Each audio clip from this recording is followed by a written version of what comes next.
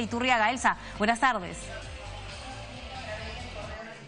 Gracias, efectivamente. Nos encontramos en la sala Miguel Grau Seminario del Palacio Legislativo, donde se acaba de dar inicio a la 25ª sesión ordinaria de la comisión que investiga el caso Lavallato y que preside la congresista Rosa María Bartra. Es importante señalar que en esta oportunidad, según la orden del día, figura la presentación de Miley Cacic Enríquez, gerente general de Gasoducto Sur, Sociedad Anónima, quien informará sobre su participación en el proyecto Mejoras a la Seguridad Energética del País y Desarrollo del Gasoducto Sur Peruano. También se presentará Rocío del Carmen Calderón Binatea, exfuncionaria del organismo supervisor de contrataciones del Estado OCE, quien informará sobre su injerencia política en los proyectos de inversión del Estado peruano con las empresas constructoras brasileñas. Veamos el desarrollo de esta sesión.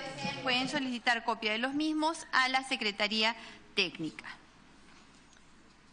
Estación de informes. Si algún congresista quisiera formular algún informe. Señores congresistas, si hay algún informe.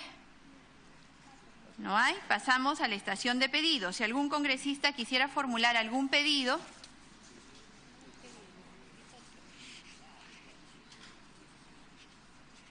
Sí, Presidenta. Congresista García Belaúnde. Vamos a presentar unos oficios pidiendo una serie de intervenciones. Quiero, Presidenta, decirle que sería bueno empezar ya a pedir secretos bancarios, levantamiento de secretos bancarios y tributarios, porque se demoran mucho y la comisión puede terminar sus funciones. A nosotros nos ha pasado en una oportunidad que han llegado informes de levantamiento de secreto bancario de una serie de personajes cuando ya se había terminado el plazo de la comisión y ya se había cerrado todo, inclusive se había hecho el dictamen final.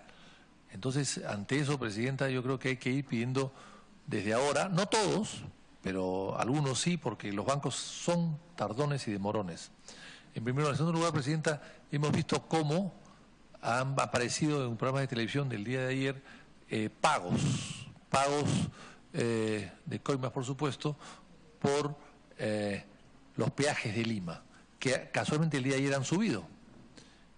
Y por lo tanto, los peajes son un poco consecuencia, señora Presidenta, de contratos mal hechos y que son parte de coimas, por eso es que fueron mal hechos en principio y generosamente establecidos con muchas ventajas para los concesionarios. Entonces, por todo eso, Presidenta, yo estoy pidiendo también que se empiece a invitar en el futuro cercano el alcalde de Lima y la alcaldesa durante el tiempo que se manejó esas cosas cuando eran alcaldes ellos, y a algunos funcionarios cuya relación habrá que buscar a ver cuáles fueron los que intervinieron directamente y cuáles fueron los que decidieron además y fueron el comité seleccionador de estas empresas. Por todo eso, Presidente, también quisiera que vayamos preparando este tipo de invitaciones. Gracias. Gracias, congresista García Belaúnde. Definitivamente estamos tomando muy en consideración cada uno de sus pedidos. Se están procesando, ya se ha anunciado que vamos a investigar. Es absolutamente necesario abrir esta línea de investigación y vamos a tenerlos pronto en esta comisión, tal cual se está pidiendo. ¿Algún otro congresista desea formular algún pedido?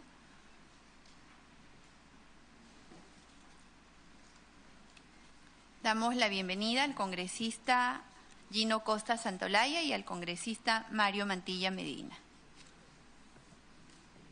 Si no hay ningún otro pedido, pasamos a la orden del día.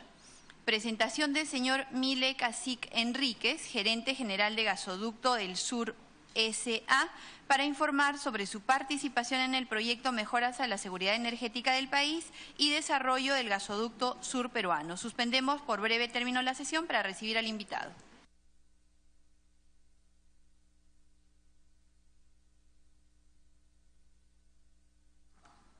Bien, en estos momentos se hace una breve pausa para invitar al señor Miley Cacic Enríquez, gerente general del Gasoducto Sur Peruano, para que explique sobre su participación en el proyecto de mejoras a la seguridad energética en el país. Para hoy también ha sido invitada Rocío Calderón Vinatea, amiga de la ex primera dama Nadine Heredia. Hay que indicar que la Comisión Lavallato también va a citar a la ex primera dama para el viernes 12 a fin de que responda por el proyecto Gasoducto Sur Peruano, concesionado un consorcio encabezado por Odebrecht en el 2014 en el gobierno de Ollantumala. ¿No? Señaló que si la ex primera dama no asiste a esta segunda situación, podría ser convocada posteriormente de grado fuerza. Esto lo ha señalado la misma congresista Rosa Bartra. Si no concurre, tendrán que usar los apremios legales que tiene una comisión investigadora. Acá no hay persecución ni maltrato, ha precisado la presidenta de la denominada Comisión Lavallato. Heredia, recordemos que Heredia fue citada para el viernes 5, pero a través de una carta se excusó por motivos estrictamente personales y según Bartra se ha establecido que sea citada para este viernes 12.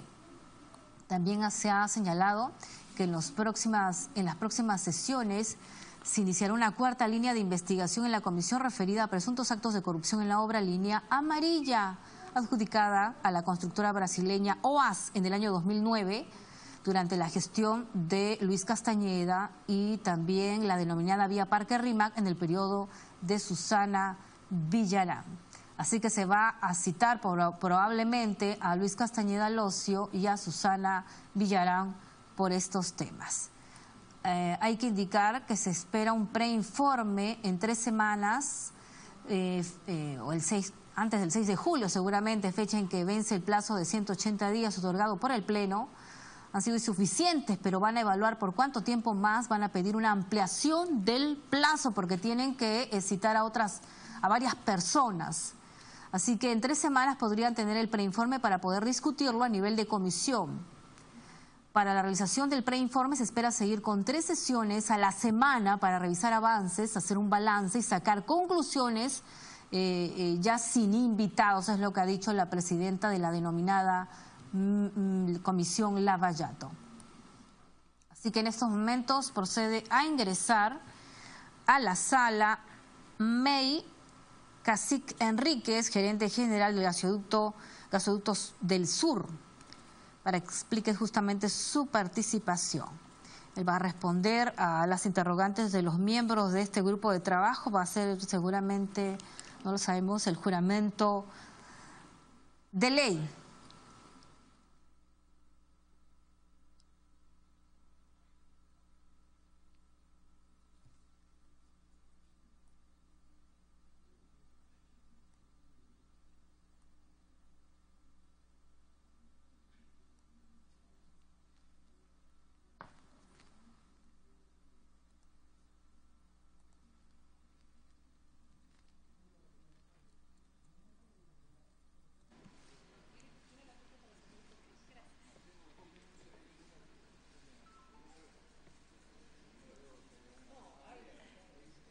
Estando ya presente el invitado, vamos a reanudar la sesión procediendo a tomar el juramento de ley.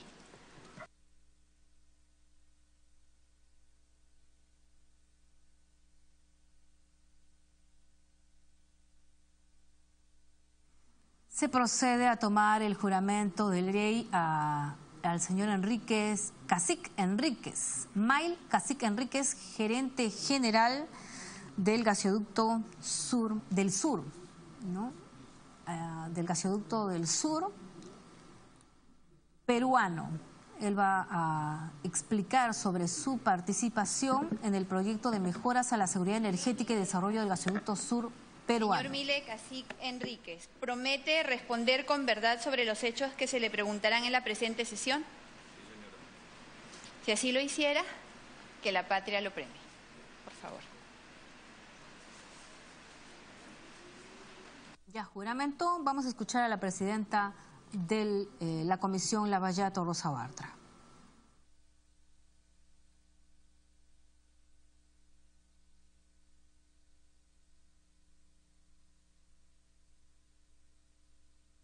Hay que indicar que se investiga la presunta injerencia de la ex primera dama en el proceso de selección y adjudicación de la concesión del proyecto de inversión mejoras a la seguridad energética y desarrollo del Gasoducto Sur peruano.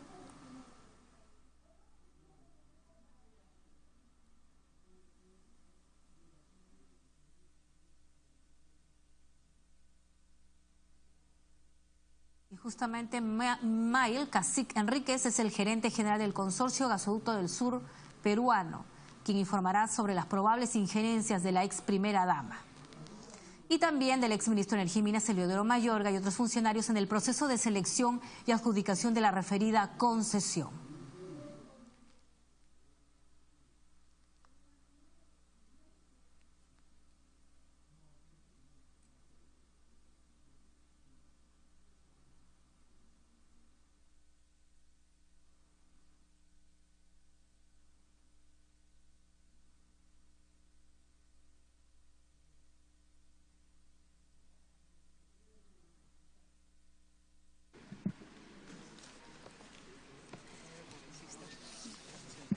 Reiterando la bienvenida al señor Mile Cacique Enríquez, quien viene a colaborar como invitado a efectos de la investigación que esta comisión está realizando.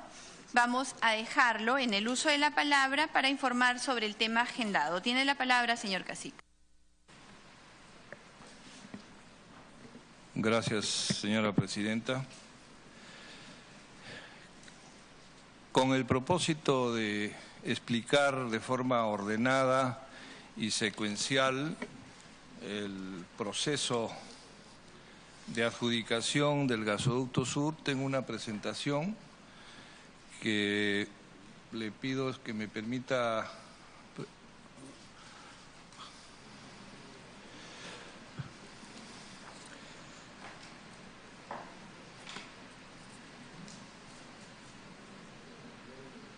¿Dónde está la computadora?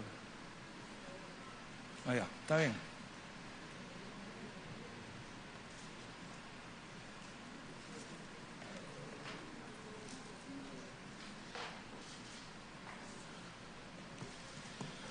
Señora presidenta, señores congresistas, el proceso de adjudicación del gasoducto sur peruano fue un proceso que estuvo marcado por un permanente ánimo de no ampliar plazos que se solicitaban y, por el contrario, el ánimo era reducir los plazos. Dichos plazos solo favorecían a uno de los postores. Fue un proceso, yo diría que ensombrecido por una serie de situaciones irregulares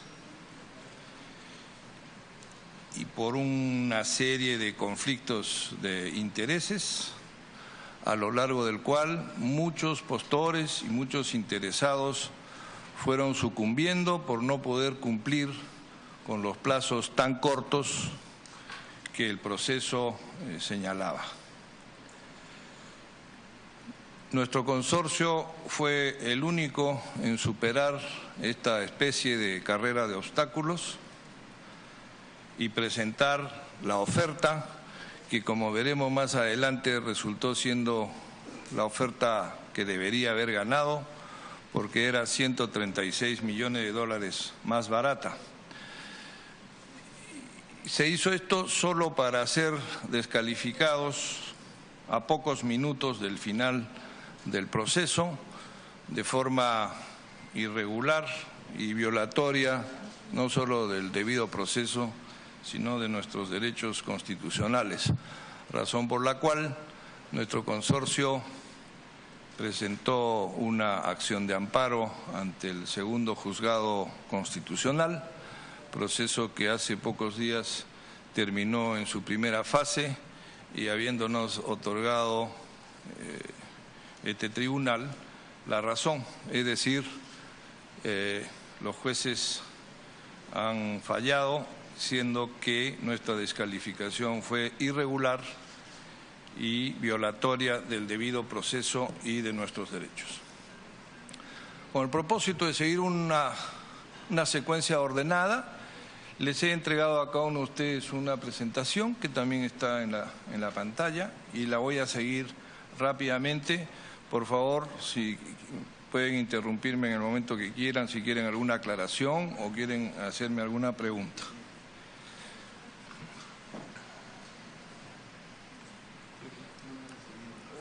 Me pasa una de esos files. Perdón, presidente, no he recibido yo la presentación. Por favor, una presentación para el congresista Costa.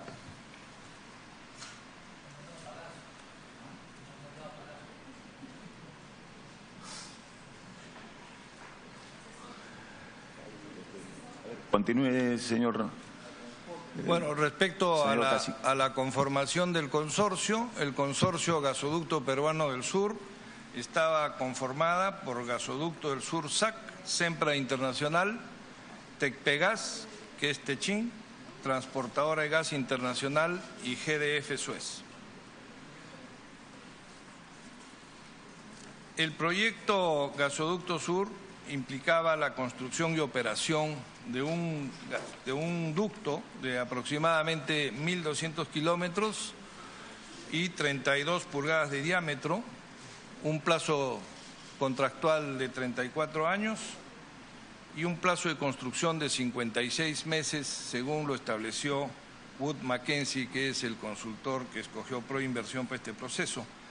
El costo máximo total del proyecto fue de 7.800 millones de dólares, de los cuales 3.600 millones correspondían solo a la construcción, 800 millones de dólares, de los cuales 3.600 millones correspondían solo a la construcción. Y la diferencia era el valor presente de los gastos de operación y mantenimiento de los siguientes 34 años descontados a una tasa de 12%, más algunos ítems tipo impuestos y demás. Es evidente que este es uno de los proyectos más grandes de la historia de nuestro país. El proceso de inversión, la primera versión del contrato fue publicada el 24 de enero de febrero del año 2014 y la adjudicación fue el 30 de junio del 2014. Evidentemente, este es un proceso que duró solo 4 meses. Si bien es cierto que la convocatoria fue en febrero del 2013, recién un año después Proinversión publicó la primera versión del contrato de concesión, versión que por lo demás estaba incompleto.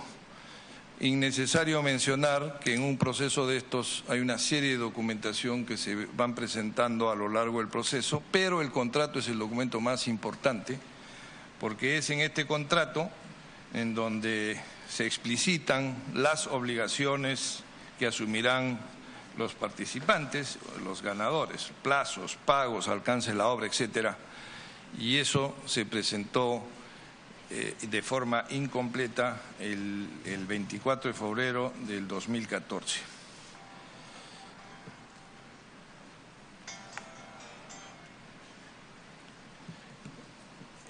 Es tan evidente que el concurso recién empezó en el 2014 que las bases que se publicaron en el 2013 estaban en blanco respecto a los requisitos que se exigía a los postores.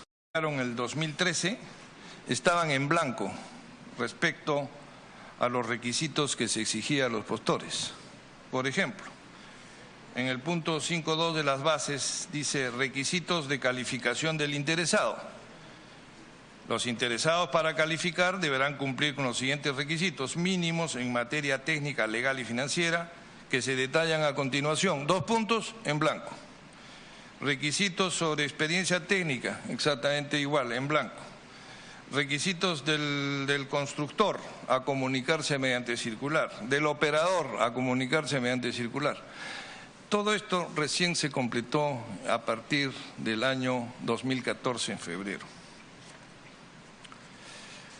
Obviamente, el primer reto de los postores fue superar estos ajustadísimos plazos que junto con la complejidad del contrato hizo que la mayoría de los posibles postores desistiera de su participación. Entre estos podemos mencionar a Enbridge Internacional, TGP, Marubeni, Energy Transfer, etcétera.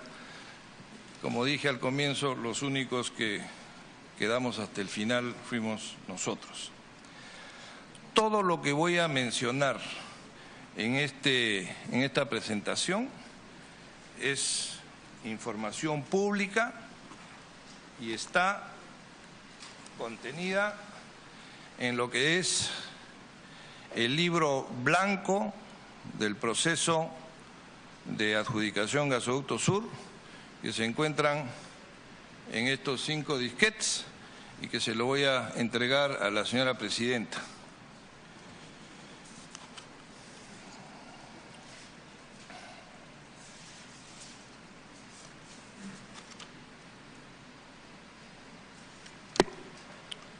Presidenta, una pequeña interrupción.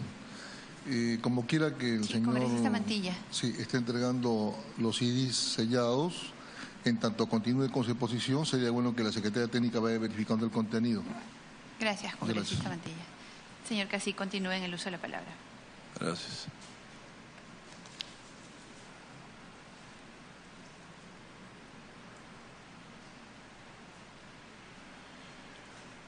La primera versión del contrato que nosotros recibimos beneficiaba claramente a uno de los postores. El contrato premiaba la culminación anticipada de las obras y el único que podía acceder a este beneficio evidentemente era Odebrecht, lo cual lo ponía en clara ventaja respecto a los demás postores. ¿Y por qué era el único favorecido? Porque Odebrecht era el dueño del proyecto Kuntur que había adquirido hacía algún tiempo atrás y que tenía la obligación desde hacía 6 años de construir el proyecto, por lo que ya contaba con casi todos los permisos necesarios, incluyendo el estudio de impacto ambiental, cosa que los demás postores no teníamos.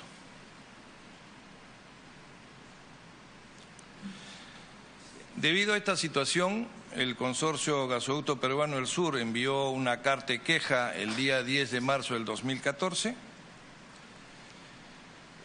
por las condiciones de la licitación que beneficiaban exclusivamente a uno de los postores. Los plazos del contrato no respetaban siquiera los previstos por Wood Mackenzie. El único que podía cumplir esos plazos, como dije, era Odebrecht al ser dueño de Kuntur. Sin embargo, esta situación podía haber sido superada si los permisos y los estudios de impacto ambiental hubieran sido puestos a disposición del postor ganador, quien estaría obligado a reembolsar los costos. Sin embargo, esto nunca fue aceptado. También se otorgaba un premio económico si se terminaban las obras antes. Evidentemente eso daba una ventaja sustancial, porque el único que podía terminar antes era Odebrecht y por lo tanto podía transformar ese premio en un menor precio. Y los requisitos de precalificación no guardaban relación con la magnitud del proyecto. La valla se había bajado para permitir el ingreso de Odebrecht y su socio. ¿Qué se exigía acá? Para esta obra se pidió experiencia de construcción de 200 kilómetros de ducto con un diámetro de 30 pulgadas, 250 kilómetros de construcción de ducto con un diámetro de 22 pulgadas y haber administrado en los últimos 15 años un ducto de 250 kilómetros y 22 pulgadas.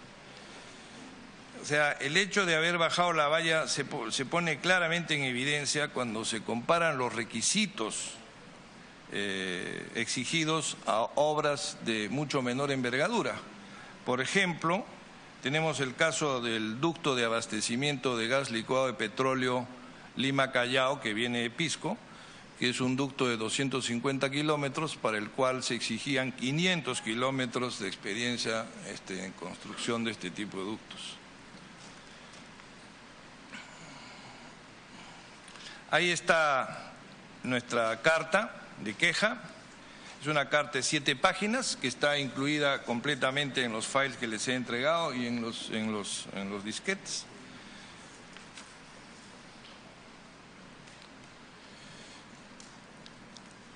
En el 7 de mayo fuimos convocados por el Ministerio de Energía y Minas y sorprendentemente lo que se planteó fue acelerar aún más el proyecto. Y lo que se nos pidió fue firmar el contrato en 30 días luego de adjudicado. Le solicita una interrupción, señor Cacique. Adelante. Congresista Castro. En uso de lo que usted ha manifestado que se le puede interrumpir. Señores congresistas, Señor Cacique, queríamos hacerle la pregunta. Esto fue dirigido al señor Guillermo Lecarnequé el 10 de marzo, de acuerdo a la información que usted nos tiene. Y después de esto habla usted del 7 de mayo, pero nos indica aquí que se planteó acelerar aún más el proyecto. En ese momento ya habían cambiado la dirección o seguía el mismo señor Lecarnequé al mando de... No, ya habían nuevos funcionarios en ese momento. Ya, lo que quiero dejar establecido en todo caso que en términos de que el señor Guillermo Lecarnequé en ese momento ya tenía, digamos, había ajustado un cronograma bastante complicado y aún mucho más, o sea, se cambia este señor para complicar aún más el proceso. Claro. Algo así. Se nos pidió acelerar aún más el proyecto. ¿Quién estaba en ese momento, por favor? Estaba el nuevo ministro, que es el señor Mayorga, y el señor Ramírez Cadenillas, que había reemplazado al señor Lecarnequé. Ya, gracias. ¿Qué se nos pidió? Firmar el contrato 30 días después de adjudicado, que los permisos se obtuvieran en el primer trimestre del año 2015. Partiendo de cero, todos ustedes entenderán que 8 meses no es un tiempo suficiente para conseguir todos los permisos, cuando todos sabemos que un estudio de impacto ambiental en el país demora no menos de un año.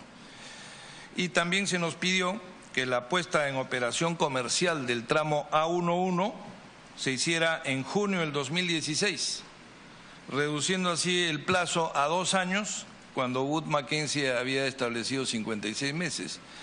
Y el tramo A11 es este. El tramo A1 va desde el punto de conexión, que es el cuadrado al centro arriba, hasta Urcos,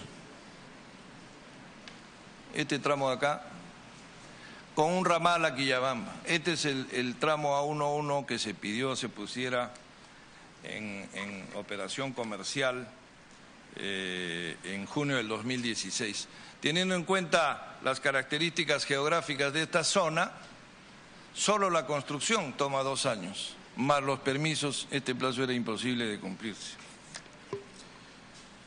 Razón por la cual nosotros enviamos una nueva carta del 9 de mayo al ministro de Energía y Minas, en la cual se comunicaba que era poco realista el pedido de aceleración, considerando sobre todo lo del firmar el contrato 30 días después de la adjudicación por los complejos actos que se debería realizar para firmar dicho contrato, entre los cuales déjenme mencionar solo unos cuantos. En ese lapso nosotros teníamos que constituir la sociedad concesionaria, cuya exigencia era dotarlo de un capital social de 175 millones de dólares, teníamos que entregar la carta garantía de fiel cumplimiento, que era de 350 millones de dólares, y teníamos que hacer el pago a Fonsepri de 73 millones de dólares, aparte de revisar, por supuesto, el texto del contrato. Presidenta, saludando a nuestro invitado, si puede explicar exactamente el POC. Dice ahí que la POC del tramo A1.1 fue en junio del 2016. Exactamente, ¿cuál es el significado de la POC? Por favor. La POC es la puesta a operación comercial. Y el tramo que se solicitaba era este que expliqué, de este tramo, del tramo entre el punto de conexión del antiguo gasoducto existente, que es este, con el nuevo que se tenía que construir, que es el loop, desde este punto hasta este punto a Urcos, más el ramal a Quillabamba, es el tramo A11. Y como dije, ustedes conocen perfectamente las características geográficas de esta zona, construir ahí este tramo no tomaba menos de 2 años. Aparte había que conseguir los permisos. También dijimos en esa carta que el Estado no había dictado aún los reglamentos necesarios para implementar el proyecto, que es el CASE a cargo de los INER. El proyecto requería cientos de permisos a ser obtenidos y, como dije, el tramo A11 no demoraba menos de 2 años y se reiteró que estas condiciones solo favorecían a uno de los postores. Ahí está nuestra carta, cuyo texto completo está en el file. Era una carta de 4 páginas dirigida al señor Mayorga. Perdón, Presidenta, ¿hubo respuesta a la carta? Todas fueron negativas. O sea, ninguno de nuestros pedidos de ampliación de plazo, ninguna fue aceptada, nunca. ¿En qué términos? Que no era aceptable, punto. Toda la documentación de eso está en los disquetes que les he entregado. Es la historia completa de todas estas cosas. En lo sucesivo trataré de mencionar en qué parte de los disquetes está lo que menciono. Después de esto... Presidenta, si recuerda el señor invitado, ¿quién firmaba las cartas de respuesta? Diversas personas, pero dependiendo a quién iba dirigido, si iba a Proinversión o al ministro, pues que nos contestaban diferentes personas. Pero en su file están las cartas completas. No sé si he puesto las cartas de respuesta, pero si no están ahí, están en los disquetes que he presentado. Pocos días después de esto, hubo una reunión con el Consejo Directivo de Preinversión el día 15 de mayo, a los pocos días de la anterior. Y los postores fueron convocados por el Consejo Directivo de Preinversión, y donde lo que se hizo fue insistir en la necesidad de anticipar la puesta de operación comercial. La reunión se llevó a cabo en presencia de los titulares de Economía, de Energía y Minas, Vivienda, Transportes y Agricultura.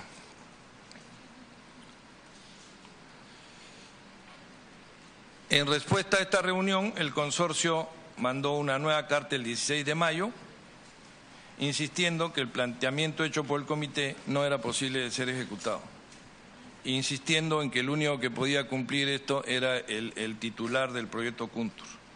Y solicitamos que se diera el mismo trato a todos los postores para que hubiera más competencia. Ahí está nuestra carta, y las cartas de respuesta obran en el file o en los disquetes. La precalificación... Señor Cacique, la congresista Beteta desea una interrupción para una precisión. Congresista Beteta. Sí, es importante que quede registrado, Presidenta, gracias por su intermedio, al invitado, preguntarle si es cierto que ellos tenían reuniones permanentes con ya sea el señor Mayorga o con algunos otros miembros del directorio de Proinversión, y de ser así, habría superado más de 134 visitas a estos sectores, porque sería importante que si se le habría dado los mismos tratos a cada inversionista interesados en estos temas. Y si nos pudiera señalar si en esas reuniones alguna de las empresas habría observado, indicando que el plazo para la presentación de las propuestas técnicas eran muy cortos. ¿Nos podría hacer en forma precisa esas dos preguntas? Gracias. Yo desconozco cuántas veces se reunió el otro consorcio o los otros consorcios con las autoridades. Las reuniones que yo estoy describiendo son aquellas en las que nosotros fuimos citados, en las cuales sí sé que los otros consorcios también estuvieron. O sea, no sé cuántas veces se reunieron los otros consorcios con las autoridades. Pero en las reuniones nuestras, tanto verbal como por escrito, que son las cartas que he presentado, se señaló que los plazos no eran factibles de ser cumplidos. La precalificación de los consorcios ocurrió el 29 de mayo. Las empresas que estaban todavía en carrera debían acreditar experiencia técnica del operador. 3 postores fuimos precalificados. Consorcio Gasoducto Peruano del Sur, que éramos nosotros, Consorcio Gasoducto Sur Peruano, que era Odebrecht y Enagas, y Energy Transfer. Los otros interesados que mencioné, como TGP, Marubeni, en fin, ya no estaban en esta etapa del proceso. No pudieron cumplir con los plazos. Nuestro consorcio contaba con 3 operadores calificados, cumpliendo en exceso los requisitos de las bases. De acuerdo con las bases, si había un solo operador calificado tenía que tener 25% de las acciones, y si habían más operadores calificados tenían que tener entre todos un mínimo de 40%. En nuestro caso éramos 3 con 25, teníamos 75% de participación, cumpliendo ampliamente el requisito.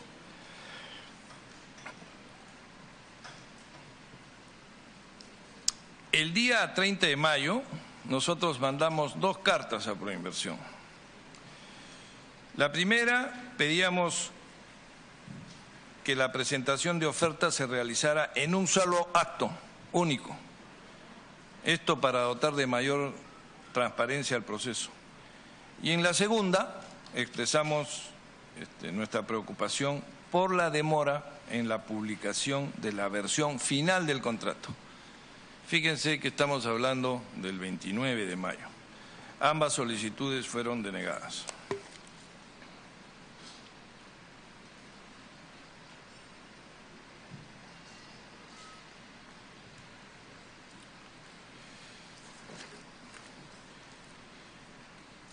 Acá entramos al epílogo de esta historia. Desde el 20 de junio hasta la adjudicación de la Buena Pro, que era el día 30, las bases prohibían cambiar a los integrantes del consorcio o conformar nuevos consorcios. No estaba prohibido hacer cambios en el sistema de participación de los consorcios, es decir, en los porcentajes. Tan es así que las bases en el punto 10.2.1.2 únicamente exigían que en la firma del contrato estuvieran presentes los mismos integrantes del consorcio original, sin hacer ninguna especificación ni referencia a la participación en términos porcentuales.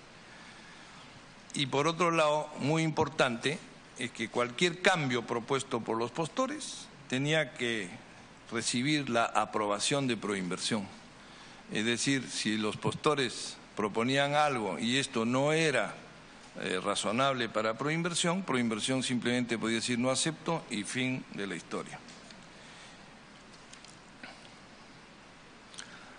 Acá he tratado de reproducir el numeral 6 de las bases, 6.3, donde se explicita qué cosa es lo que se puede y no se puede hacer, donde se ve que las prohibiciones están referidas a la conformación de consorcios y a los participantes, no a los porcentajes. Y en la parte inferior se hace referencia a que deben ser puestos a consideración del comité y que el comité se reserve el derecho de aceptar o no estos cambios. Es decir, ellos tenían pleno control de aceptar o no cualquier cambio que se propusiera. Y en esta parte he reproducido ahí en rojo el requisito de que para la firma... Señor Cacique, una nueva interrupción le solicita a la congresista Beteta. Congresista Beteta. Gracias, Presidenta, por su intermedio. para que, bueno, de acuerdo a cómo va exponiendo, quizás algunos temas se puedan ir aclarando. Todos los invitados referente a los directivos de Proinversión, como también los exministros de Energía y Minas, han señalado y han convalidado, ¿no?, que por qué los retiraron, ¿no? Pero usted acaba de señalar, dice que no estaba prohibido hacer cambios en el sistema de participación del consorcio respecto a porcentajes. Tan es así que usted señala que en las bases 10.2.1.2 únicamente exigían la presencia de los mismos integrantes del consorcio para firmar el contrato, que es un tema muy diferente a lo que a la propia selección. ¿Nos podría usted, ahora con lo que ya ha salido a la luz y ya sabemos pues que habría estado direccionado de alguna manera para favorecer a la empresa Odebrecht, que habrían financiado algunas campañas, podría decirnos por qué cree usted, cuál fue el sustento legal y técnico para haberlos sacado de esta participación y con ello haber dado ganador ahora a la empresa cual se la cuestiona? ¿Nos podría decir si ahora ya con lo que ha transcurrido el tiempo de esa época, cuál es su mensaje y qué es lo que ocurrió? Y adicionalmente ahí quería hacer la consulta porque también había consultado el colega Castro. ¿Usted cree en el sentido, por ejemplo, cuando el proceso de selección habría sido direccionado para que se adjudicara la buena pro al consorcio ganador? ¿Por qué cree? Y si había de alguna manera conflicto de interés en el presidente de Proinversión, ya que el señor Ramírez Cadenías era parte, ¿no?, de la empresa Odebrecht, que en algún momento hicieron justamente este proyecto, ¿no?, como consultor. Entonces, ahí usted no considera que habría un conflicto de interés, porque lo lógico y lo moral hubiera sido que él no presida esta licitación por un conflicto de intereses.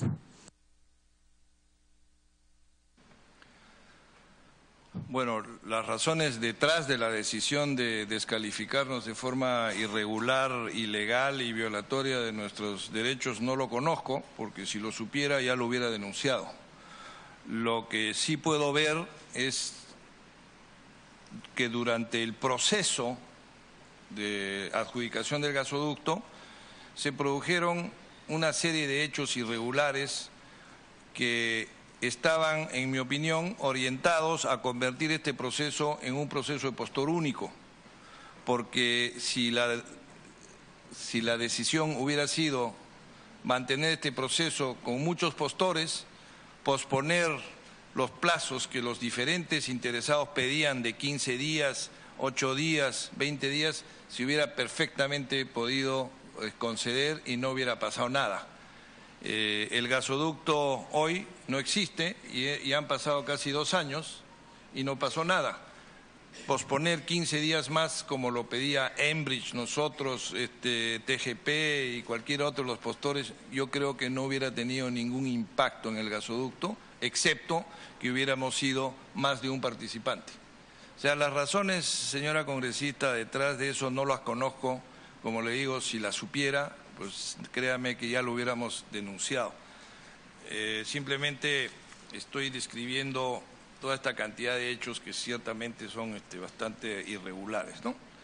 Y voy a entrar a describir con un poquito más de detalle cómo se produjo nuestra descalificación.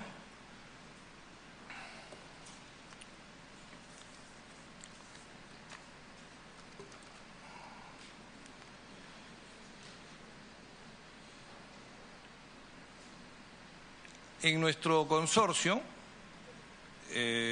dada la demora en la aprobación de la versión final del contrato, que al día 29 de mayo aún no teníamos la versión definitiva, y todas estas empresas, como ustedes entenderán, tienen una serie de procesos internos y aprobaciones que tenemos que conseguir en diferentes niveles de las corporaciones, y eso toma su tiempo.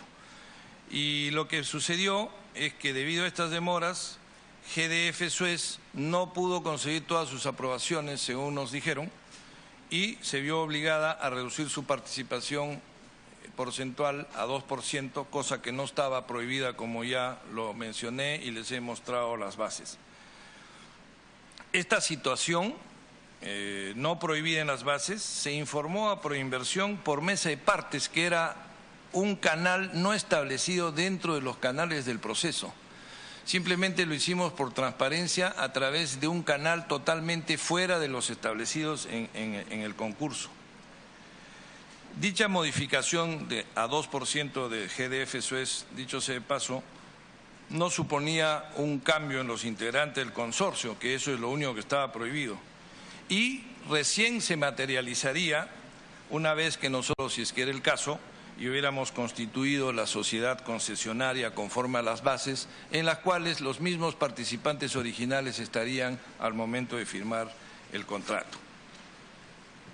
Cuando esto se informó a Proinversión, el 27 de junio, recibimos como respuesta a esta comunicación una carta de Proinversión que señalaba que esta comunicación nuestra no se ajustaba en forma ni oportunidad a las bases y además estaba enviada por un canal que no correspondía, es decir, se entendía como no presentada, lo cual hasta ese momento pues era exactamente lo que creo yo que Proinversión debería haber contestado.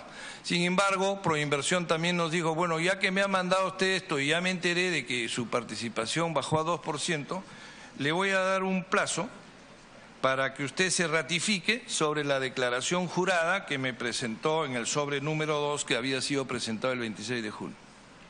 Y le doy plazo hasta el lunes a las 9 de la mañana para que se ratifique.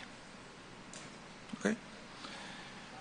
En esas condiciones no había nada más que hacer que ratificarse. Y por supuesto nosotros ya teníamos la carta diciendo, sí señor, me ratifico, porque cualquier cambio en la participación lo haríamos una vez que el vehículo de propósito especial, que iba a ser el concesionario, estuviera listo para firmar el contrato. Y ahí está la carta de Proinversión, donde nos dice lo mismo que acabo de leer. Dice, precisamos que la referida carta no corresponde a las formalidades y oportunidades establecidas en la base del concurso, es decir, como en los juicios, lo que no está en el file no existe, exactamente igual acá. Y nos dicen que nos dan el plazo para ratificarnos hasta el día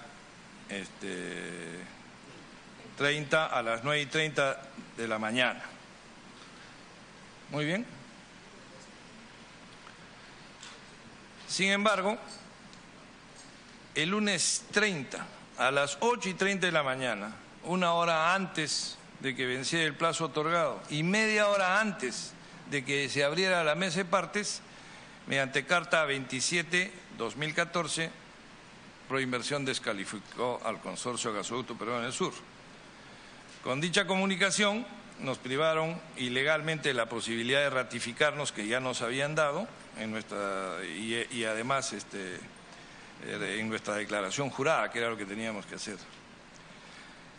Esta nueva comunicación no declaró la nulidad de oficio de la decisión anterior contenida en la carta enviada por Proinversión, ni tampoco corrigió un error en esta carta. Lo que hicieron supuso más bien una revocación por razón de mérito, y esto los abogados lo entienden perfectamente, lo cual está prohibido expresamente por la ley, artículo 203.1 de la Ley de Procedimientos de Administrativo General. Y ahí está la carta. Una interrupción, presidente. Congresista Mantilla. Ya. Quisiera que haga una precisión, señor Mille. Esa carta número 27, ¿por qué conducto le remitieron y en dónde le entregaron? ¿La carta de Proinversión? La número 27. ¿Qué medio? O sea, por intermedio de notario público o directamente en la oficina del consorcio. Nos las enviaron directamente a nuestras oficinas. Vino un mensajero de Proinversión que está en la esquina de nuestro local y nos las entregó en la mesa de partes nuestra con un mensajero.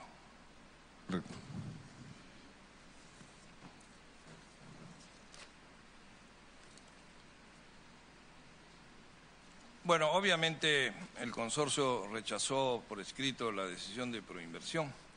Yo quisiera pedirle permiso a la señora presidenta para detenerme acá un par de minutos en el tema que hay detrás de esto, ¿no? Es interesante notar algunas cosas que ocurrieron detrás de bambalinas.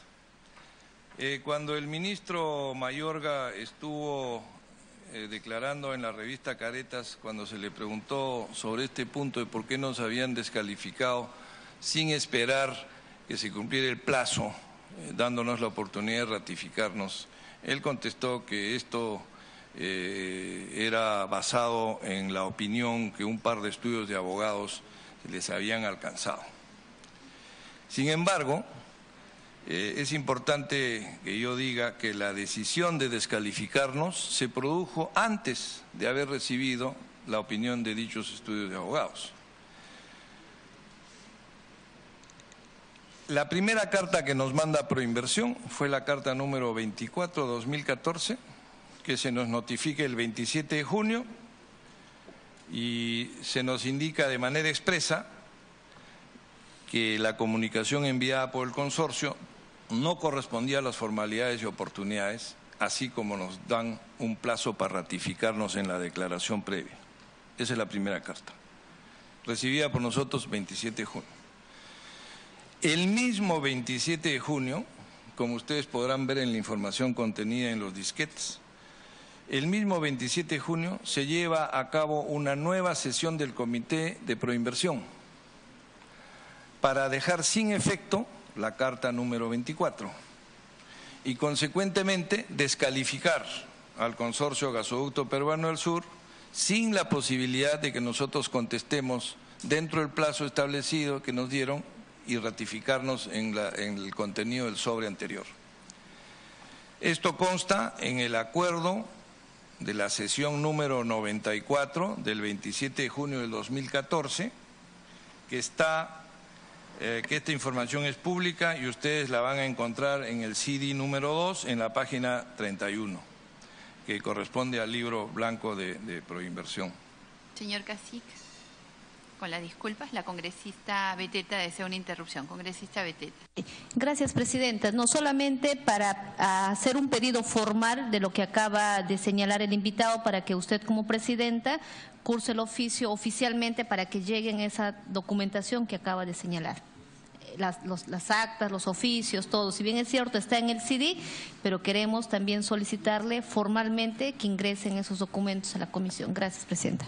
Gracias, congresista Beteta. Señor, sí, congresista García Belaúnde. Y también los informes de los estudios de abogados. Si el señor invitado recuerda qué estudios eran, ¿no habrá sido Lauqui Jandría uno de ellos?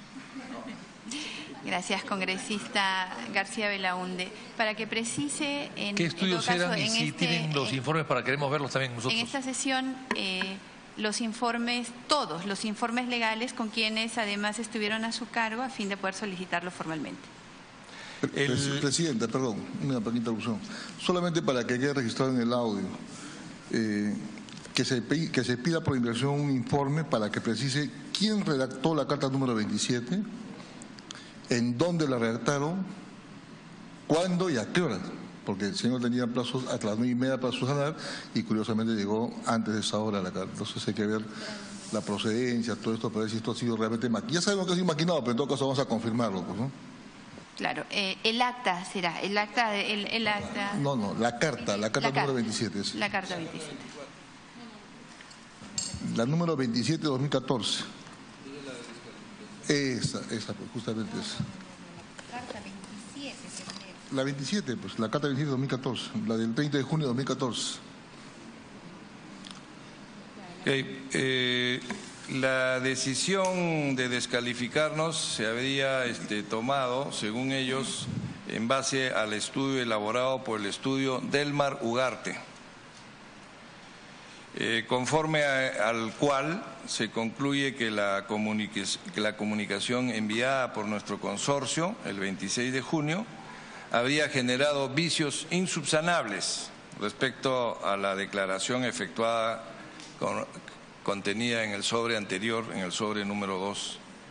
Es decir, que este estudio de abogados consideró que era un vicio insubsanable la presentación de una comunicación que no se dio en el marco del concurso y fue enviada por un canal no oficial, no establecido en las bases del concurso, y por lo tanto no debería haber sido materia de evaluación. 2, que el efecto de esta carta era inocuo respecto a las calificaciones técnicas y económicas de los postores y no incurría en ninguna prohibición contenida en las bases. Y 3, que únicamente reflejaba un cambio en los porcentajes, que no estaba prohibido, el cual se haría efectivo una vez culminado el proceso de la concesión. Pero acá lo sorprendente es que esta carta recién se recibió el sábado 28, como constan en los CDs que he entregado. Es decir, esta decisión no pudo tomarse en base a los informes contenidos en esta carta, porque esta carta recién llegó el 28 y la decisión de descalificarnos, según consta en los CDs que le he entregado, se produjo un día anterior, ¿no? El acuerdo de sesión 94 tiene las fechas y es en la sesión en la cual se decide descalificarnos. Obviamente el área legal de Proinversión hace un informe también de fecha 28 basado, que hace suyos las conclusiones del estudio Delmar un día después, contradiciendo flagrantemente la decisión que había tomado el día anterior de decirnos que esta comunicación no se ajusta a las formalidades y que nos dan un plazo para ratificarnos, para aclarar cualquier cosa. Además de todo esto… Señor Cacique, una vez más, el congresista Castro desea hacer una precisión. Congresista Castro. ¿Nos puede precisar quiénes son los que hicieron esa carta? Esta se refiere a la carta… La carta de descalificación está firmada por el señor Ramírez Cadenillas. Está firmada por el señor Ramírez Cadenillas. Perdón, eso es una carta, es un informe también, la carta tiene que contener un informe técnico o algo así parecido. No, la carta que nos envían a nosotros es simplemente una carta donde nos dice que nuestra comunicación contiene información que constituye vicios insubsanables y por lo tanto estamos descalificados. Esa carta, que llega el día lunes a las 8:30 de la mañana, es una carta que está firmada por el señor Ramírez Cadenillas, que es el que había reemplazado al señor Le Carnequé. Esa carta está también en el file.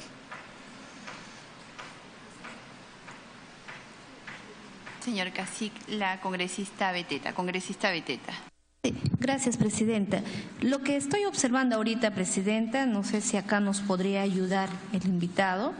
Acá hay una carta, ¿no? Dice Lima, 30 de junio del 2014, señores Comité Pro Seguridad Energética, dirigido a Edgar Ramírez Cadenillas, presidente, Luis Sánchez Tenorio, jefe de proyectos de asuntos de seguridad energética, referencia a la Carta 27-2014 de Proinversión, donde estarían dando, se remite en la carta la referencia mediante el cual Proinversión comunica la descalificación del consorcio Gasoducto Peruano Sur, sin embargo, sin habernos dado, bueno, es lo que ellos mandan, ¿no? Y acá ingresa el 30 de junio, o sea, la mesa de partes a las 9:20. O sea, esto me imagino que es la carta que remite su representada, ¿no es cierto?, para que pueda estar más claro, porque ya que estaban haciendo referencia anteriormente a la carta número 27, porque de la misma manera la carta número 27 que ingresan a los señores es dirigido del representante legal que está en estos momentos presente. Entonces eso nada más quería dejar constancia, Presidenta, que ellos en su momento incluso presentaron el documento y si a ello existe alguna respuesta, ¿qué acciones legales ustedes tomaron y en qué circunstancias y cuáles son los resultados de esa acción legal que habrían ustedes tomado respecto a estos actos irregulares? Bueno, las cartas en esta presentación están todas cortadas a la mitad, pero en el file están completas, están toda la carta. Esto era simplemente como una guía. Esta carta que usted ve en la pantalla es la carta número 27. Esta es la carta en donde nos descalifican, ¿no? Ahí dice, acordó descalificar la propuesta de vuestro consorcio de acuerdo a los siguientes, y ahí vienen las menciones de los vicios insubsanables y demás. Esta carta, la siguiente carta, es la que nosotros dirigimos al señor Ramírez Cadenillas, protestando por nuestra descalificación. Es esa carta que se ve ahí y cuyo texto está completo en el file. Respondiendo a su pregunta que qué hicimos, una vez que se produjo el acto de apertura de las propuestas económicas, nuestra propuesta obviamente no era una propuesta válida porque habíamos sido descalificados y por lo tanto el comité nos devuelve el sobre de la oferta económica sin abrirse. Este sobre fue recibido por un notario que es el doctor Danón, quien recibió el sobre y se quedó con el sobre en la mano durante todo el proceso parado encima del proseño, hasta que el acto de adjudicación a Odebrecht terminó y en ese momento el notario abrió el sobre delante de los periodistas para mostrar cuál era nuestra oferta, que era 136 millones de dólares más barato.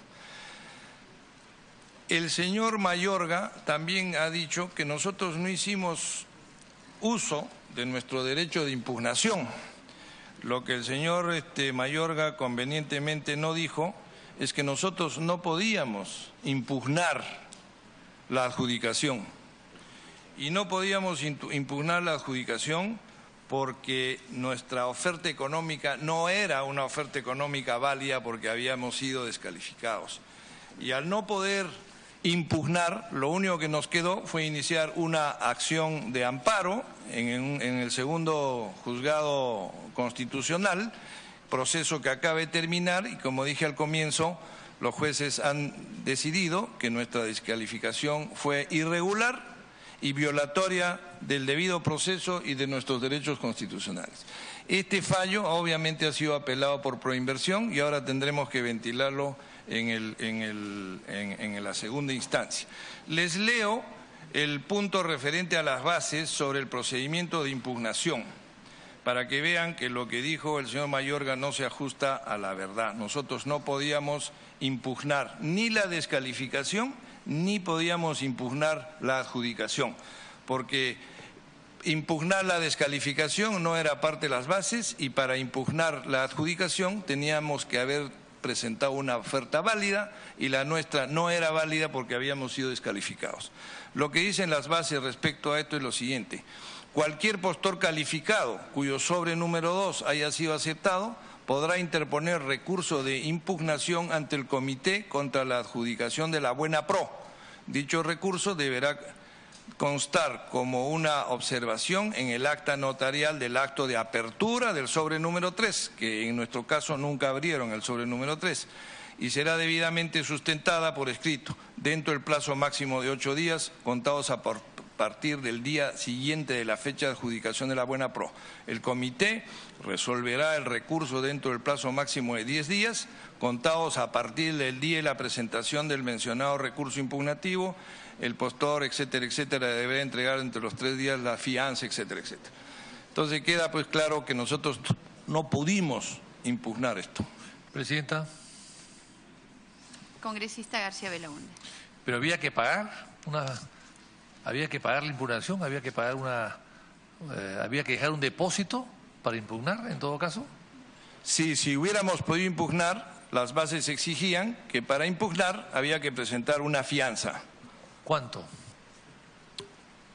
no recuerdo cuánto era, pero a ver, acá deberá entregar dentro de los 3 días contados a partir del día siguiente de la adjudicación en la buena forma la fianza bancaria a que se refiere el numeral 932. Y no tengo el numeral 932, pero digamos eran varios millones de dólares, ¿no? Pero esos varios millones de dólares se perdían si la impugnación era falsa. Si la impugnación era desestimada, perdían los millones. Sí.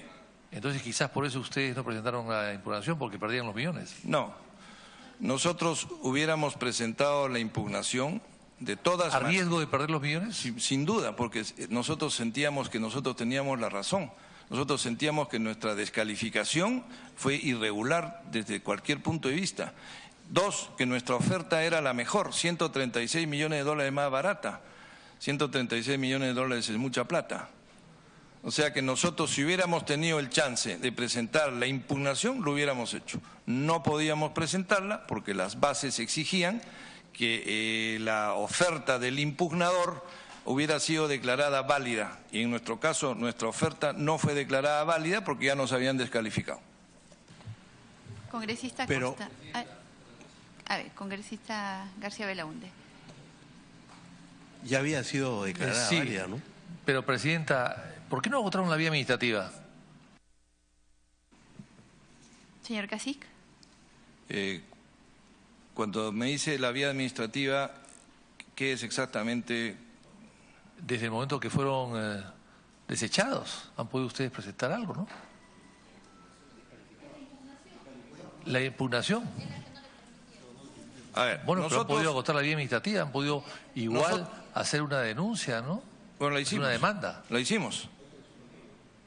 Presentamos una acción de amparo ante la imposibilidad de impugnar nuestra descalificación y ante la imposibilidad de impugnar la adjudicación, porque en la adjudicación ni siquiera estuvimos presentes. El sobre de la oferta económica, como dije, no se abrió en el proceso, porque nos los devolvieron cerrado, sin abrir. Estábamos descalificados, por lo tanto nuestra oferta económica no era válida.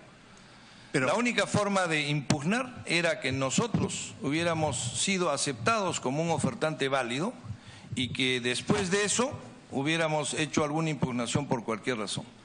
Pero sí, perdón, Presidenta, pero ustedes habían presentado el sobre 2 y el sobre 2 había sido aceptado. Después los descalifican y lo que las bases dicen es que para poder impugnar tiene que haber sido aceptado el sobre 2 y el sobre 2 había sido inicialmente aceptado antes de la descalificación. ¿Por qué no sostuvieron, por qué no pelearon en la vía administrativa considerando que estaban siendo arbitrariamente descalificados del proceso? Eso es lo que no logra entenderse. Es decir, ustedes pueden decir impugnamos y no fue aceptada nuestra impugnación, ¿no es cierto? Pero decir en realidad nos inhibimos de impugnar porque sabíamos que al estar descalificados no era posible impugnar. Es una respuesta un poco extraña, ¿no? A ver, señor Cali, quisiera que en todo caso precise. La acción de amparo, ¿cuál ha sido el sustento de la acción de amparo? O sea, ¿la descalificación o qué? ¿Cuál es el sustento de la acción de amparo? El sustento de la acción de amparo es que nuestra descalificación fue irregular, ilegal, violatoria del debido proceso y violatoria de nuestros derechos constitucionales. Eso es el sustento de nuestra acción de amparo, cosa que ha sido aceptada por los jueces. Respecto al tema de la impugnación, a ver, quisiera tratar de aclarar este tema. Para tener derecho hay dos cosas que se pueden impugnar. Se puede impugnar la descalificación si estuviera en las bases. En las bases no existe el derecho a impugnar una descalificación. Como nosotros fuimos descalificados, no podíamos impugnar la descalificación porque no era un mecanismo establecido en las bases. El otro extremo de las impugnaciones es cuando los sobres han sido abiertos y se adjudica el proceso y la adjudicación presenta algún vicio. Por ejemplo, señor, usted le adjudicó la buena pro a este señor, pero él tiene un centavo o una centésima de centavo más cara que yo. Por lo tanto, la impugnación va por ese extremo o cualquiera de estas cosas. Esa es la impugnación a lo que es la adjudicación. En este caso, nosotros no participamos ya en la adjudicación porque habíamos sido descalificados una hora antes. Entonces, ¿qué mecanismo nos quedaba? Simplemente nos quedaba el mecanismo de la acción de amparo, que eso es lo que hemos hecho. Puede continuar en su exposición, señor Cacique. Gracias, presidenta. La pregunta es la siguiente. ¿Es posible que las bases establezcan criterios diferentes que los establecidos para cualquier procedimiento administrativo? Es decir, no tenemos normas de aplicación general para todos los procedimientos administrativos que establecen algún tipo de prerrogativa para el administrado frente a una decisión que el administrado considera injusta o arbitraria. Es decir, eso está en la norma general de procedimientos administrativos. ¿Es posible? Ilústrenos al respecto, porque yo por lo menos no tengo experiencia en este tipo de concursos, pero ¿es posible que la base de un concurso deje a una persona jurídica que participa del mismo sin una herramienta para impugnar una decisión que lo deja fuera del concurso? ¿En la medida en que para impugnar uno tiene que ser parte del concurso? Señor Cacique. Presidente, además añadiendo que era calificado como postor. Originalmente ya estaba calificado como postor, ya estaba adentro, digamos, del concurso. Estos procesos se rigen por las bases. Las bases se supone que son concordadas con toda la legislación correspondiente, ¿no? Lo que dice la base es lo que manda. Y en este caso el tema es muy claro. Las bases no establecían ningún procedimiento para impugnar una descalificación. 2. El procedimiento y las bases establecían que para impugnar la adjudicación uno tenía que haber participado en el proceso de adjudicación, cosa que nuestro consorcio no pudo hacer porque fue descalificado una hora antes del proceso de adjudicación. O sea, cuando se produjo el proceso de adjudicación, nosotros ya no éramos parte de este proceso de adjudicación, ya habíamos sido descalificados hacía una hora antes. ¿Una hora exactamente? Una hora exactamente. 9:30 de la mañana era el plazo, nos descalificaron a las 8:30 y el acto de apertura, si mal no recuerdo, se produjo a las 10. ¿Y la buena pro? Ahí mismo. Entonces, muy rápido porque solamente había un sobre que se abrió. Es evidente que era imposible que usted reclame por la descalificación, ¿no? O sea, era imposible. En todo caso, dígame, ¿la acción de amparo en qué instancia está? ¿En segunda instancia? Ya ganamos la primera instancia, como dije, los jueces han dicho que nos han dado la razón y que nuestra descalificación fue irregular, ilegal y violatoria de nuestros derechos. Proinversión ha apelado y iremos a la segunda instancia, donde después de todo lo que se sabe a estas alturas, yo no creo que esto vaya a cambiar de dirección.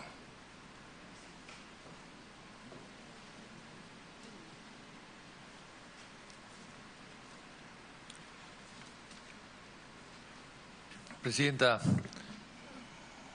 no habiendo proceso en este momento y habiendo una deserción, por decirlo de alguna manera, del gasoducto del sur, que ya no se va a hacer, por lo menos los que han ganado no pueden avanzar, están imposibilitados por diversos motivos de hacerlo. ¿Esto qué significa? Que el recurso de amparo es perjudicial para el Estado. El Estado va a tener que pagar. Si el Estado a los angelitos de proinversión, pro robo, aquí lo hemos llamado ya, pro asalto, estos señores de proinversión han hecho la burrada, por decirlo gráficamente, digamos, de descalificar a una empresa una hora antes, y si la empresa ha colocado un recurso de amparo que lo va a ganar, ¿quién va a pagar al final? Va a pagar el Estado, por inversión. Eso le va a costar millones de dólares al Estado, Presidenta. Dejo constancia de eso nada más, presidente. Continúe, señor Cacique. No puedo pasar, ¿podría ayudarme? Porque esto no, ya no pasa, no sé qué. Ahí está. Bueno, esto simplemente es reiterar lo que ya he dicho. El derecho al debido procedimiento, incluyendo el derecho a no ser sometido a un procedimiento distinto de los previamente establecidos en las bases, que está contemplado en el artículo 139 de la Constitución, se violó. Proinversión violó este derecho al someter al consorcio a un procedimiento distinto del previamente establecido y también violó la seguridad jurídica al quebrantar el derecho de ratificarnos, otorgado mediante la Carta de Proinversión número 24. Y esto se hizo mediante un cambio de súbito de criterio que generó nuestra descalificación antes de cumplirse el plazo otorgado. En el acto público de la apertura, como ya mencioné, el sobre fue devuelto al señor Danón, que es un notario público de la ciudad de Lima, quien recibió el sobre de nuestra oferta y permaneció parado encima del proceño hasta el final. Lo abrió delante de los periodistas para verificar que nuestra oferta fue 136 millones de dólares más barata. Y acá está el acta notarial de la apertura del sobre que redactó el doctor Danón, notario público. Comentario final. No sé si se puede interrumpir ahí, Presidenta. Acá varios invitados nuestros que lo han antecedido a usted, entre ellos el ingeniero Mayorga, el ingeniero Ramírez Cadenía, han sido muy enfáticos en que nunca se supo el monto verdadero de la propuesta del consorcio que usted representa, porque en realidad, digamos, solo se supo el monto que ustedes dijeron haber ofertado al presentar el recurso de amparo, y que ese monto podría haber sido inventado por ustedes. Pero lo que usted viene a decir acá es que en realidad el sobre que ustedes habían presentado con el monto que ustedes ofertaban fue abierto en la sesión en que se abrieron oficialmente los sobres del consorcio ganador, y que el notario, que no sabemos, no sé si podría explicar mejor, este notario, el señor Danón, perdón, este señor abre los sobres presentados por ustedes y hace público el monto ofertado.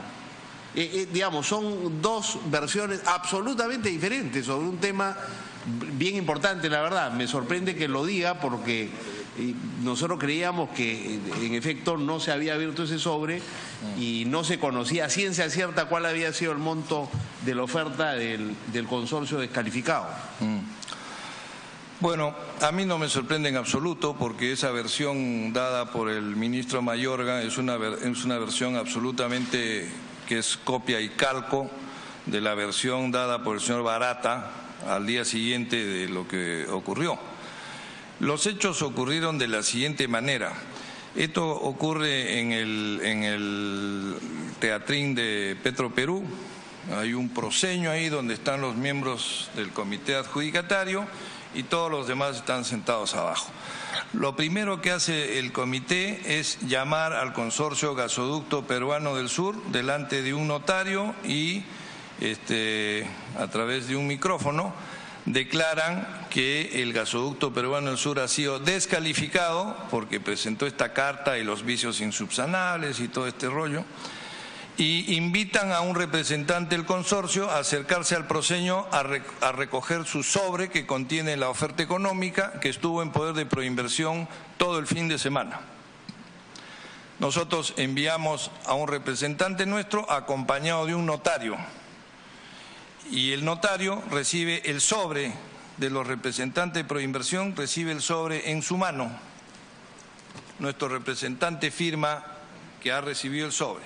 El señor Danón, notario, se queda parado en el proceño con el sobre así, todo el tiempo, hasta que se produce la apertura del sobre de Odebrecht, que como ustedes entenderán, no tomó mucho tiempo, Porque la siguiente cosa que hace Proinversión es llama al consorcio Gasoducto Sur Peruano.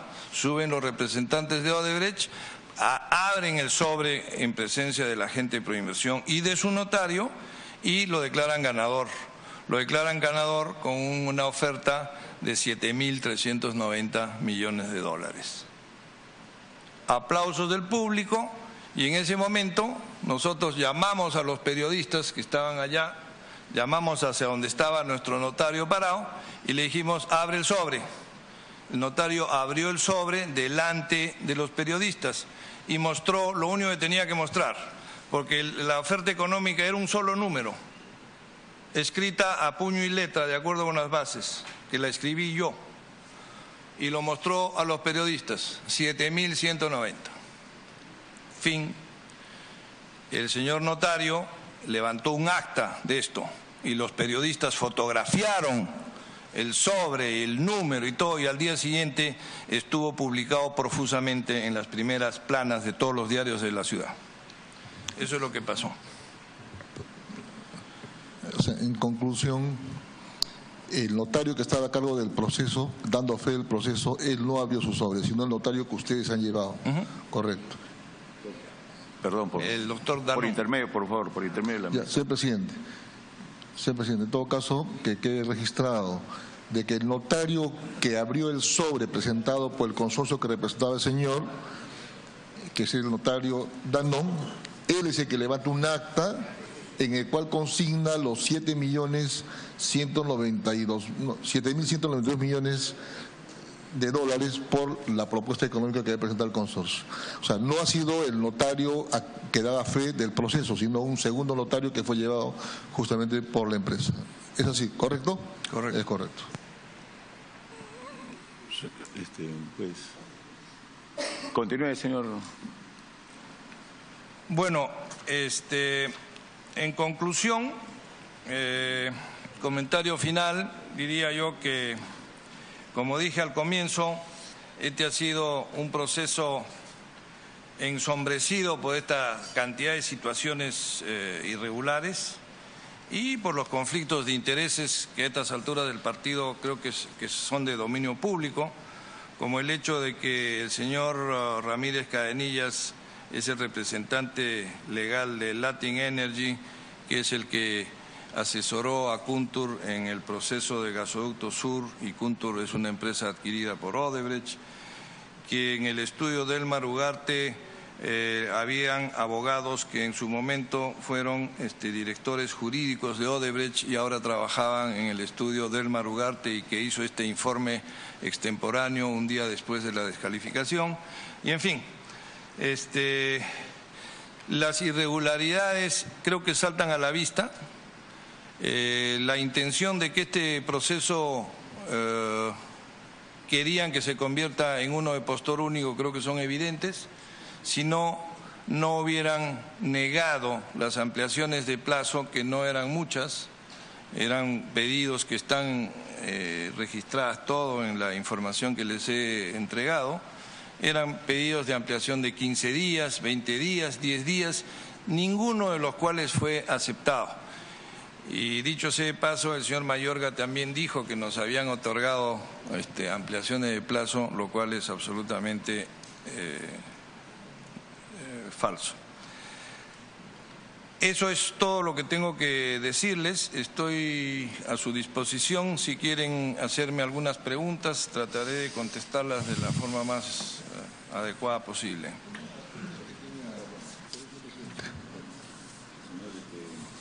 Señor García. Presidente,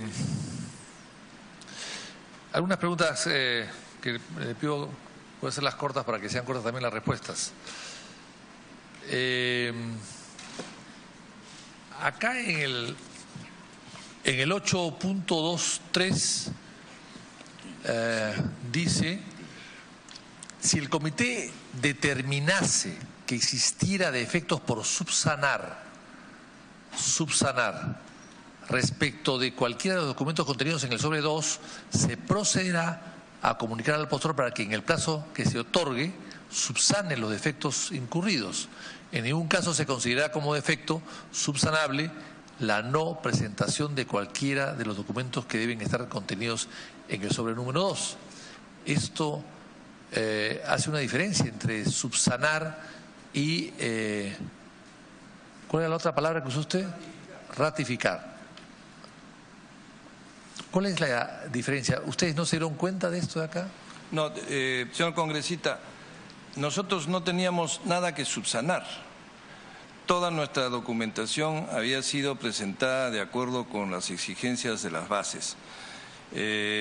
Lo que sucedió fue que uno de los miembros de nuestro consorcio cambió su participación de 25 a 2, cosa que no estaba prohibida. Entonces, cuando nosotros le mandamos... Perdón, Presidenta, perdón, pero no estaba prohibida, pero es una subsanación en el fondo, ¿o no? No, porque al no estar prohibida, nosotros perfectamente podíamos haber continuado con este miembro del consorcio con 2% y los demás íbamos a tomar su parte. Ese es la materialización de esa decisión, no se podía dar hasta el momento en el cual el vehículo que iba a ser el dueño de la concesión estuviera oficialmente como concesionario. En ese momento, al firmar el contrato, los cambios de participación se hubieran materializado. Antes no tenía ningún sentido, no había cómo hacerlo. Era simplemente una información que nosotros por transparencia le habíamos mandado por un canal que no era el oficial. Cómo hacerlo. Era simplemente una información que nosotros por transparencia le habíamos mandado por un canal que no era el oficial a Proinversión. Entonces no teníamos nada que subsanar.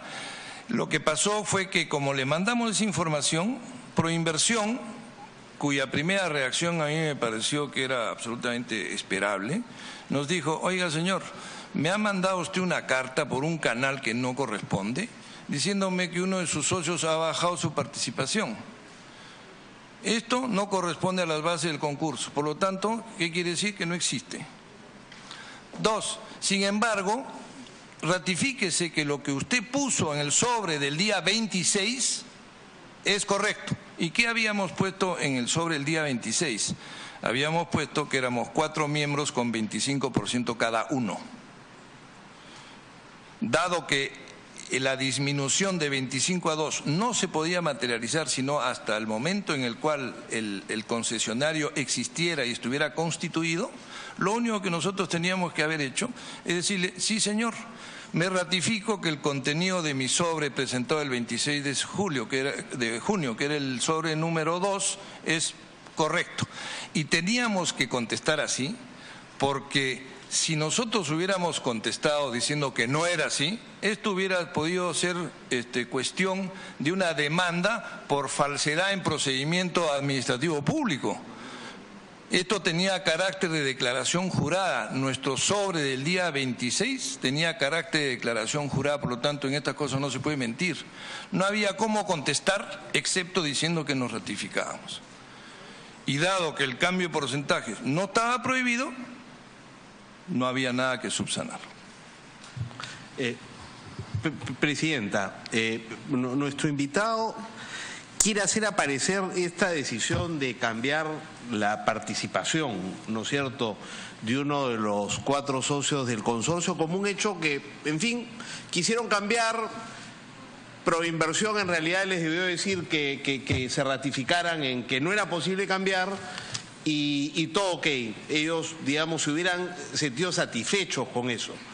La pregunta es que en un consorcio de 4, si uno de los miembros que dice que asume una cuarta parte de la responsabilidad del proyecto, que significa conseguir pues por lo menos $1.000 millones, ¿no? Eso es lo que significa tener el 25% de un proyecto que cuesta $4.000 millones construir. Y 4 días antes de la buena pro, uno de los socios dice: no, en realidad no quiero tener el 25%, sino el 2%. Y los otros socios dicen: ah, bueno, y nosotros asumimos que en lugar de tener 25 vamos a tener, no sé, 34, 35 o 36. No es para nada una situación, digamos, poco importante ¿A qué se debe un cambio de esta naturaleza? Más allá, digamos, si ponemos de lado si lo descalificaron bien o no. O sea, qué falta de seriedad a este consorcio que está en un momento tan importante de la competencia y decide introducir una modificación tan importante a la naturaleza de su compromiso para sacar adelante un proyecto de esta naturaleza.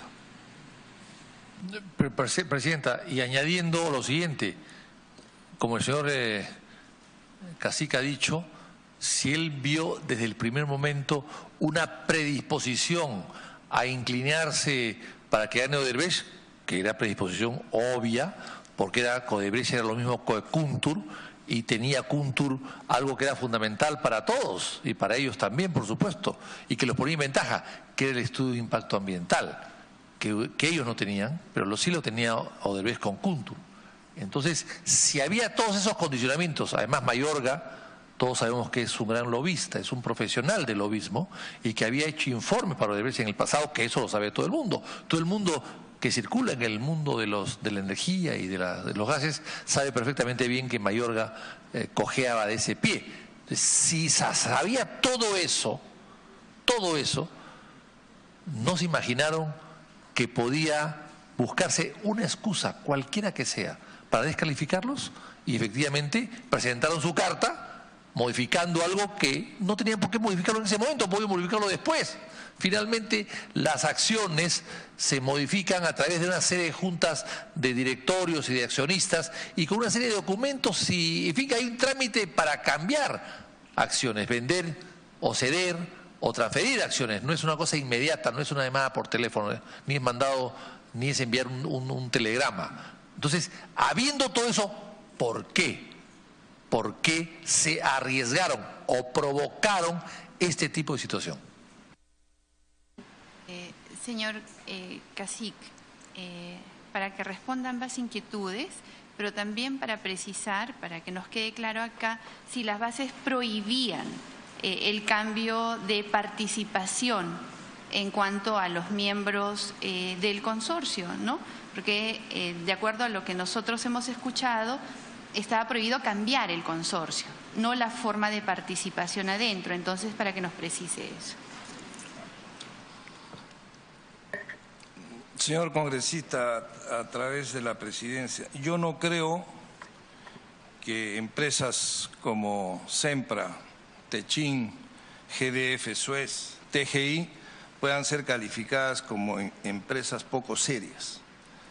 Son empresas que en cualquier lugar del mundo, todo el mundo sabe que son empresas serias, honradas y que tienen prácticas correctas de negocios. Por lo tanto, pensar que este cambio es falta de seriedad me parece que no tiene ningún sustento.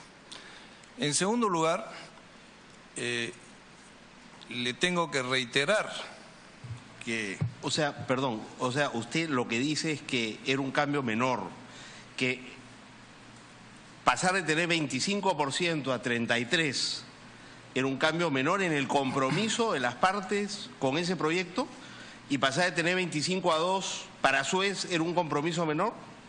Ese es el punto. Yo no estoy diciendo que no sean serias, al contrario, por la seriedad de esas empresas me sorprende que una decisión así se tomara 4 días antes, cuando podían esperar a después del 30 de junio, si las bases, por lo menos... Exactamente, si se nos ha dicho que inmediatamente concedida, digamos, otorgada la buena pro, era perfectamente posible hacer ese tipo de cambios. O sea, estamos frente a un tema en el cual acá muchos de nuestros invitados nos han dicho que las bases sí eran claras. Otros nos han dicho que no eran tan claras, o sea, era susceptible de interpretación.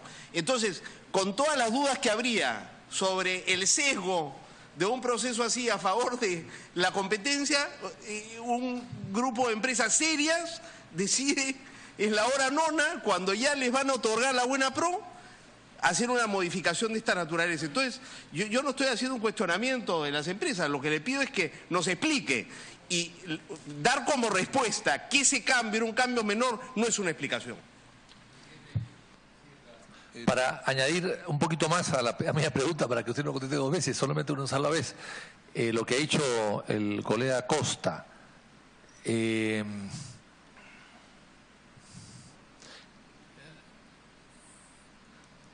¿Por qué hacerlo en ese momento si se podía hacer una hora después?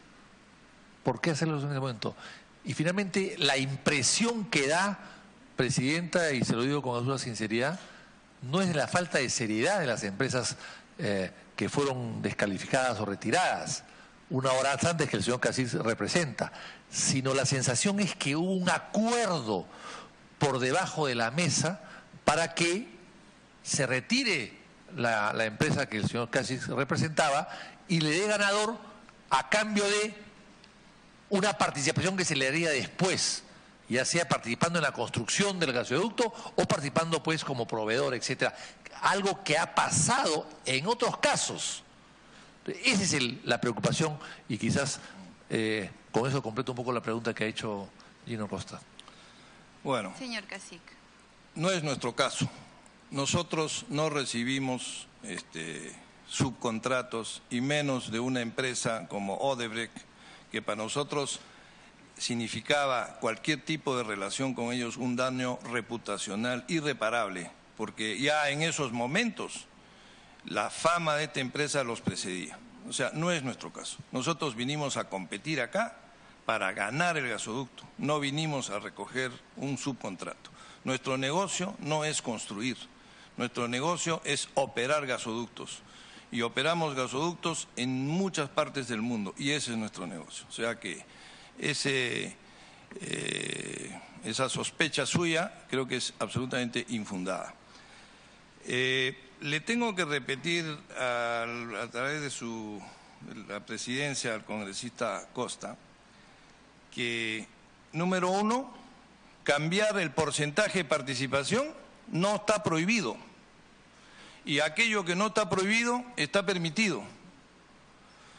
Segundo, cuando hablamos de un proyecto como el gasoducto sur peruano de 7.000 millones de dólares, le tengo que decir lo siguiente, que ya lo dije al comienzo. Los 7.300 millones o lo que fuera tiene dos componentes. Un componente que es el costo de la construcción, que son 3.300, 3.400 millones, y el otro componente es el valor presente de la operación y mantenimiento traído desde 34 años al 12%, esos son los otros 3.700 millones. Para empresas como GDF Suez, Sempra, TGI, etcétera, poner un equity que normalmente es 70-30 o que fuera 50-50 de 3.500 millones de dólares dividido entre 4 más deuda es una cantidad irrisoria. Nosotros ponemos como equity cantidades mucho más grandes que esa en cualquier proyecto. O sea, el hecho de que nosotros tuviéramos que asumir 100, 300 millones de dólares más como aporte de equity porque GDF eso es, bajó su participación, no significa absolutamente nada. No nos mueve la aguja, señor congresista. Y lo más importante acá es que dado que nosotros sufrimos todo lo que he descrito, que hubo un ánimo permanente de acelerar el proceso, de acortar plazos, de no aceptar prórrogas. Los procesos que uno tiene que cumplir dentro de las corporaciones para conseguir las aprobaciones demoran por lo menos 3-4 semanas, porque hay diferentes tipos de comités. En el caso de Suez, que es una empresa gigantesca, probablemente tengan procesos un poco más burocráticos que el resto y simplemente no completó, según nos dijeron, su proceso de aprobación en los diferentes niveles. Razón por la cual tuvo que ir al proceso con una aprobación de un nivel más bajo cuya autonomía alcanzaba para 2%. Eso no significaba que Suez iba a quedar para siempre con su 2%, porque si nosotros éramos los adjudicados, probablemente Suez hubiera podido completar sus procesos de aprobación internos y hubiera vuelto a decir, ahora sí ya tengo mi aprobación, regreso al 25 y nosotros le hubiéramos transferido la participación. Dicho sea de paso, en este momento no existían acciones Estos eran compromisos de participación, obviamente, o sea, no existía empresa constituida, la empresa tenía que constituirse después. Y lo que nosotros hicimos, dado que nosotros veníamos advirtiéndole a Proinversión que el hecho de no prorrogar los plazos que pedíamos ponía en peligro la participación de los diferentes miembros del consorcio o de los consorcios, como de hecho ocurrió, por eso es que desapareció Energy Transfer, por eso es que desapareció Marubeni, por eso es que desapareció TGP, etcétera. Les estábamos advirtiendo y les comunicamos esto porque se había dado dentro de nuestro consorcio algo que temíamos, que uno de los miembros del consorcio estaba bajando su participación porque no pudo conseguir las aprobaciones y que el resto estábamos subiendo nuestra participación. Si nosotros hubiéramos tenido algún ánimo de ocultamiento, si esto hubiera sido una cosa prohibida y hubiéramos temido que nos iban a descalificar, la lógica nos dice que lo mejor hubiera sido no decirlo. Pero dado que se estaba produciendo algo que ya le habíamos advertido a Proinversión innumerables veces y ocurrió con uno de los miembros de nuestro consorcio, le estábamos diciendo, señor, esto ha pasado. ¿Cuál es el problema de informarle eso a Proinversión de forma transparente? Si eso no era causal de descalificación. Lo que ha hecho Proinversión ha tratado de confundir a la opinión pública, y veo que lo ha conseguido en algunos casos, es que la participación accionarial se puede hacer en cualquier momento, no está prohibida. Lo que está prohibido es cambiar a los componentes del consorcio, es decir, a los quienes. Si yo digo que somos TGP, TGI, Sempra, etcétera, esos nombres no se pueden cambiar. Tampoco podemos traer nuevos nombres al consorcio. Los consorciados que están en el sobre 2 son los nombres que se quedan hasta el final, independientemente de con cuánta participación, cosa que no está prohibida y es totalmente irrelevante. Presidenta. Perdón, solo para terminar. Sí. Lo que ha pasado acá es que Proinversión y la gente que ha tomado estas decisiones ha tratado de confundir y han usado como palabras intercambiables participación de composición. Son dos cosas totalmente distintas. La composición es quiénes, la participación es cuánto. Y el cuánto no estaba prohibido. Sí, Presidenta, a ver, es cierto lo que dice el señor Cacique en el sentido de que no hay todavía constituido el consorcio. Son promesas de lo que se va a hacer más adelante. No hay acciones, es verdad, no hay acciones. En principio, claro, que sean los 4 accionistas que tengan 30 o 20 o 25 cada uno, que se varíe, no debería afectar, porque es un consorcio, una empresa que aún no se ha hecho, que se va a constituir, evidentemente después que pueda ganar. Pero, esta es una declaración jurada, Presidenta. Entonces, aquí el tema no es cambiar los porcentajes, el tema es que se está cambiando una declaración jurada, y por ahí va el tema.